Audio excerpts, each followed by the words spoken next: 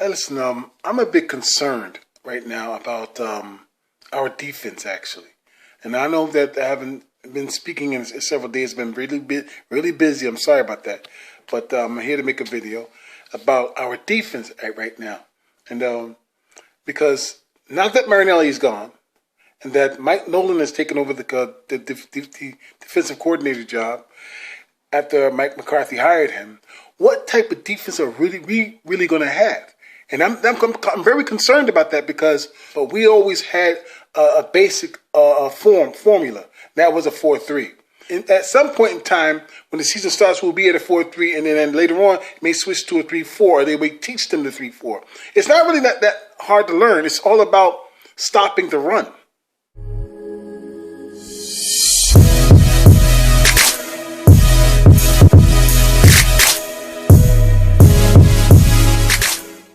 Hello everybody, it's me, Cowboy Legend for Life, coming back at you again with another video with my hopes that you liked the last one. And given to the response I have from the last few I had, you guys really like those videos, so even though I may not be talking about certain subjects within the Dallas Cowboys realm, I'm going to stick to the basic that's more familiar with me, and I want to also come to you about other things that concerns me about the Dallas Cowboys. One being the defense, and of course being the offense in the situation here. Now, what's more important about right now is that Marinelli is gone, right? We know that Mike Nolan is now our DC. But Marinelli's lizard, so to speak, his play on words in terms of the defensive front, have not been a very good model in terms of the drafting that he's done in the last few seasons. Because Tristan Hill, it seems like right now, seems to be a bust. You have Taco Charlton turned out to be, an overplay and a bust, except now that he's doing well in Miami, and I'm glad for him. That's not a knock on him being a bust. He was just being a bust in Dallas. And you certain also, that aspect, there's several players that somehow right now have been much of a bust. Anthony Brown is a bust, if you really think about it. Now, he could develop into something better. Maybe the Cowboys may let him go. Because we know right now, during the 26, this is what's important and worrying me right now. We know that the 26 players who are free agents with the Dallas Cowboys right now, and I don't think none of them are signed right now.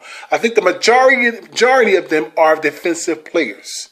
Defensive players who played well, so to speak, in the last several seasons, but not so well last season, as you know, in terms of our play, because the defense was the major factor of our losing games last season.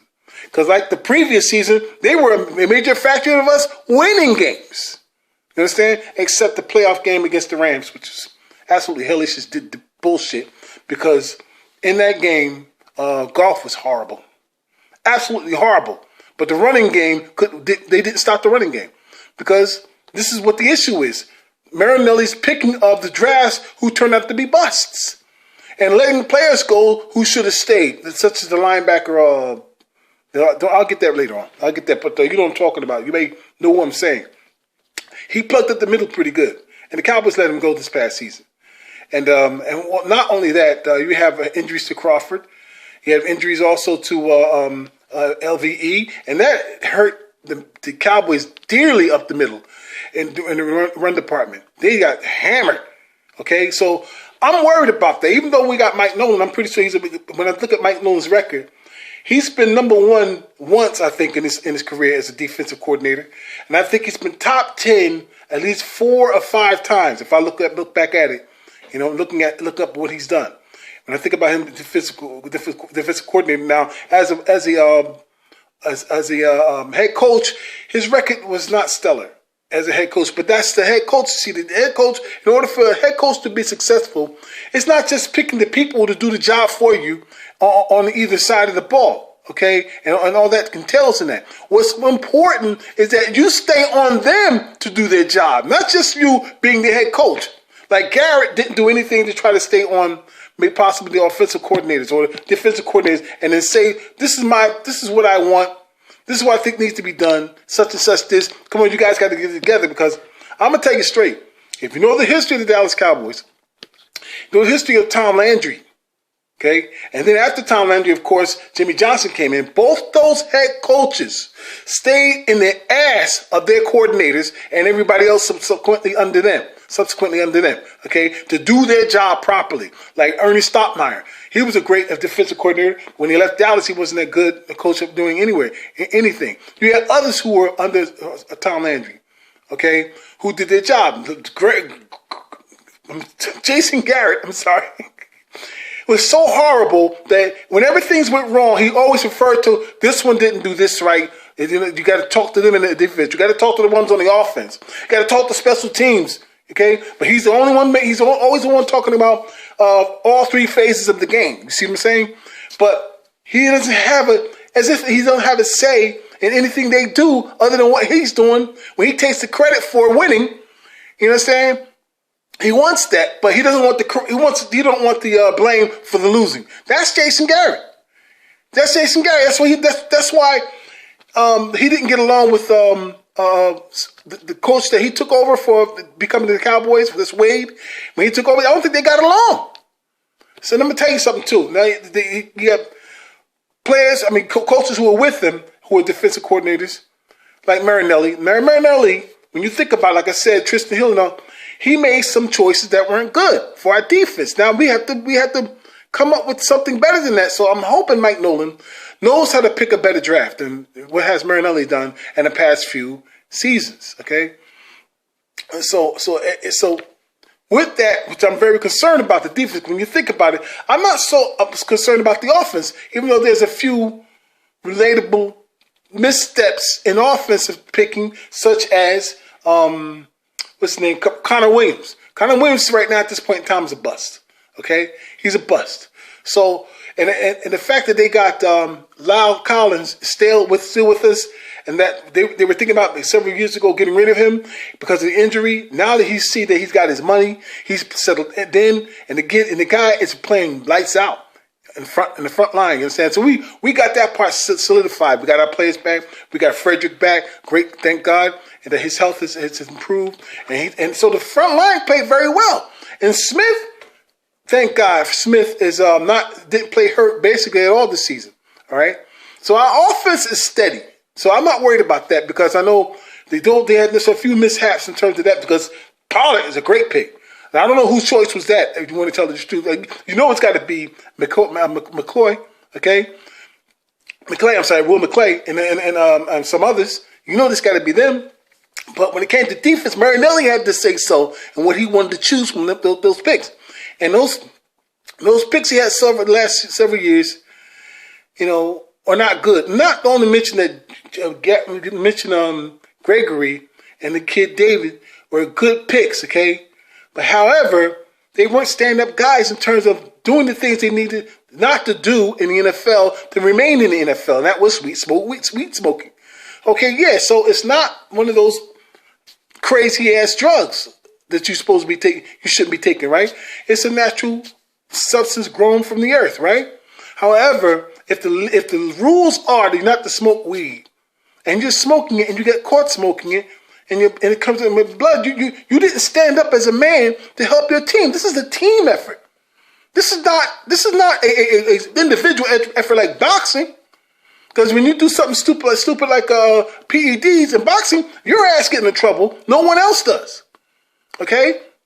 Of course, you got a team like your coach and all that, your boxing coach and all them, and your trainer and your manager. But that's beside the point. You're still an individual fighting individually in the ring with someone else. You know what I'm saying? However, when you playing in a team sport, basketball, baseball, hockey, and all those other things like that, football especially, when people rely on you, and you know that you're doing what you're not supposed to be doing, and people are relying on you, and you screw up like that, and you're not doing it once, you did it 3 times. 3 times. You got one person nowadays, like I said, he quit because he couldn't smoke weed. You understand? And he was voicing his opinion about how much he hated Jason Garrett. He hated Jason Garrett. You know what I'm talking about. But the point is this. The point is this, is that other than that, in spite of the fact that they were talented guys, okay, will they be coming back now that the CBA may be signing that contract, and that they're going to lay off of people who smoke weed a little bit more or a little bit less or whatever? You know what I mean? The point is, I'm worried about our defense, because how then would they respond for how they played last season and the last 2 seasons when they could not stop the run? I'm worried about that. You understand? They got to be able to plug up that middle. Now, they may be letting Crawford go. That's a bad sign, because we need someone like Crawford who knew how to plug up the middle and how to attack the line, the offensive line. He was good at that, even though he's getting up in age. He's up there in age. And his contract may just be getting in the way. So if they do cut him, they'll be getting like close to $9 million in cap space. Okay, and that's important. Let's think about that. And you think about the other 25 players who are free agents. Okay, well, not Crawford. I think he's still under contract. But the other 26 players, I mean, how would they relate that? How would they think about cutting and let who go? Who are they going to stay? Because Byron Jones may be let go. They may let him walk. Given the situation with Dak's contract, and okay, now I don't want to talk about Dak right at this point in time, but we talk about Dak a lot. Dak is my favorite player on the Dallas Cowboys, and Dak is a very, very important situation these past 4 seasons, and why the Cowboys are still so relevant today. We could talk about that ins and out all day long, but this is the thing, is that how his contract may affect. He gets with Amari Cooper, and Amari Cooper on down the line. That's offense. You see what I'm saying? But how would those contracts may affect what we do on defense in terms of free agency? Also, the draft, which is even more important right now. Really more important, because we're going to have to reverse the bad choices that were made by Marinelli. Okay? And I think that Marinelli got into McClay's head to pick the people he wanted, and they were horrible choices. Simple as that, okay? Because some of these also defensive backs don't know how to follow the ball. These defensive backs don't know how to defend for the ball. And you know what? More importantly, they don't know how to hang on to the ball once they try to knock it down. You're not going to find any more Deion Sanders out there, bro. Or oh my God, the guy. There was another Palomalu from Pittsburgh, or somebody, the guy from the Jets. I forgot his name right now. You know what I'm talking about. These are the people that come by once in a while, you know, in a lifetime, to come the way they played the ball, the way they defend for the ball, okay? And we don't have that right now, because that's like a lost art now. We had more so of that 20 years ago, but right now that's a lost art on how to defend the ball. These guys are so cowardly. These defenders today, they're too scared to even turn around. When you know the rules are, don't put your hands up until you turn around. And they can't seem so scared that the guy's going to get away from them.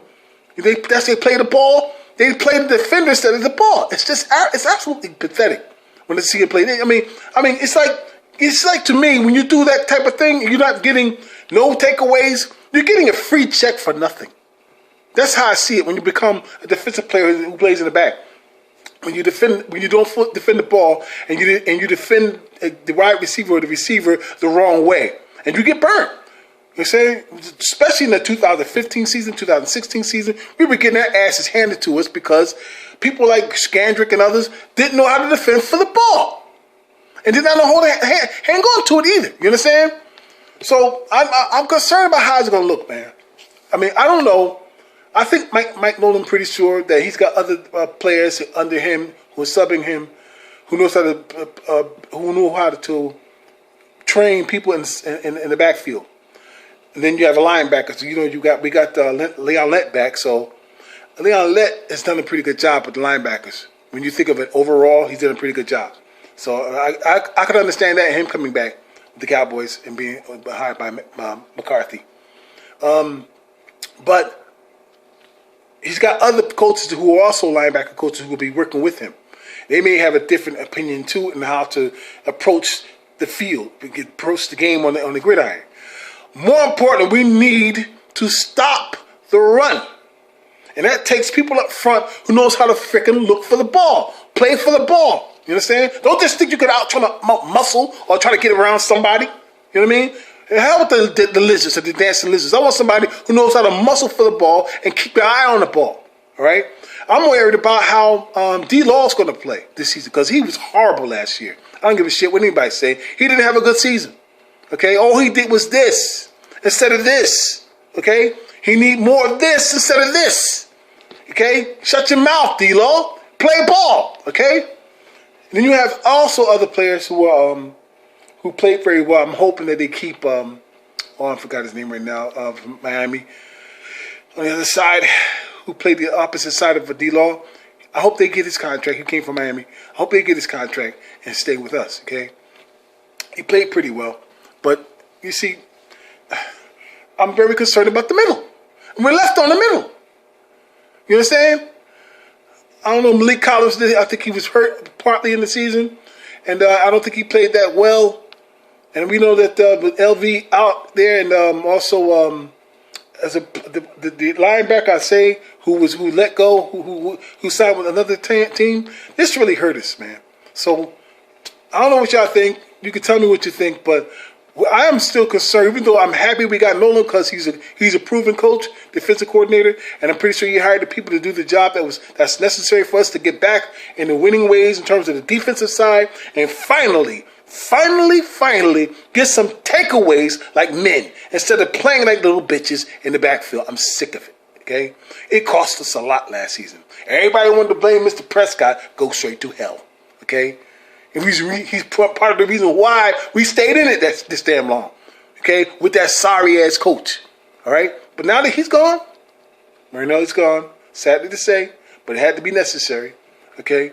Moving in the right not different direction. Moving in the right direction. Okay? So I'm confident with that. So let's be confident with that and see what happens in the draft because that's more important. What happens in the draft? I'm not interested in the number one rank, number one who you get, and trying to move up to get this one. Everybody wants one. Because to me, the draft proved to me the last 10 seasons or more that number one drafts don't mean a damn thing.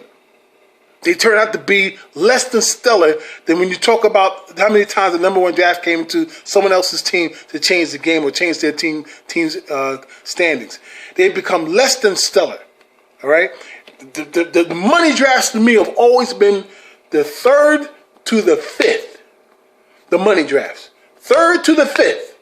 And you got some good ones in the sixth. You got some decent ones in the second.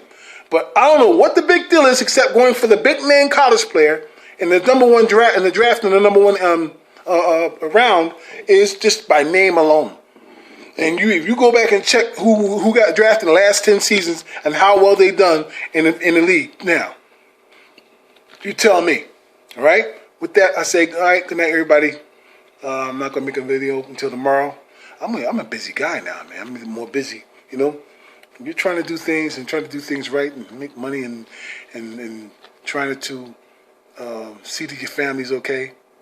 You know, you stay busy, you know. But I can handle it. All right, see y'all later.